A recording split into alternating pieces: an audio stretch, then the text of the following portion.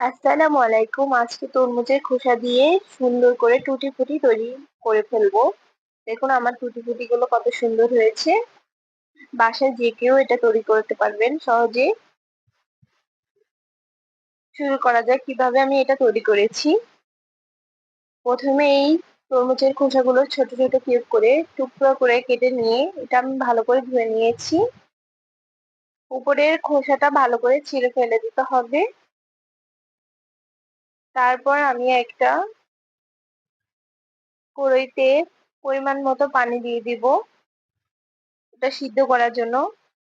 যখন গরম হয়ে এসেছে তখন আমি তরমুজের খোসাগুলো দিয়ে দিলাম। এখানে 5 থেকে 7 মিনিটের মতো রান্না করে নিতে হবে আর ঢেকে রান্না করতে হবে। আমি ঢেকে রান্না করেছি।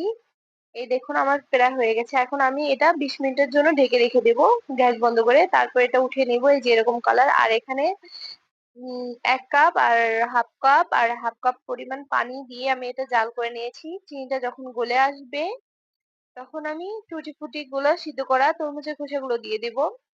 আর পানি টানা না পর্যন্ত এটা আমি জাল করে নেব ভালোভাবে। দেখুন এই যে পানি টানা হয়ে গেছে, এখন আমি নামিয়ে নিলাম। আর এখন আমি বাটিতে নিয়ে আমি প্রতিটা কালার করে নেব। আর এখানে আমি ফুড গ্রেড মানের ফুড কালার ইউজ করেছি। মানে অল্প অল্প পরিমাণে কালার দিয়ে আমি কালার করে নেব এটা।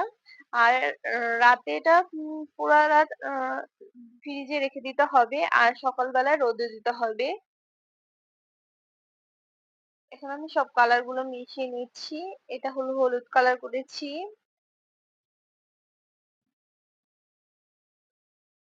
এটা নীল কালার, আর এটা আমি যেরকম আছে ওরকমটাই রেখে দেবো। এখন আমি ভালো করে মিশিয়ে নিব সবগুলো কালার। পরের দিন রোদে দিয়েছিলাম, এটা আমি 2 দিন শুকানোর পর এরকম হয়েছে। Thank you.